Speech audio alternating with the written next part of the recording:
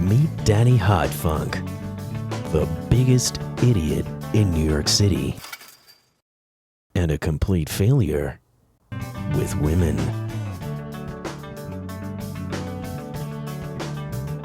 Until a mohawk turned his world upside down.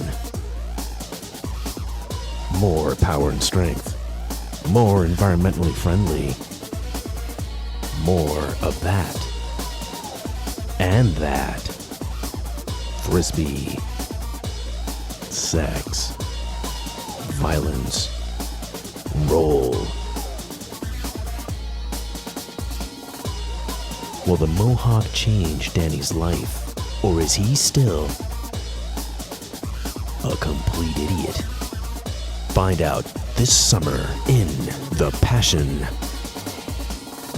of the Hot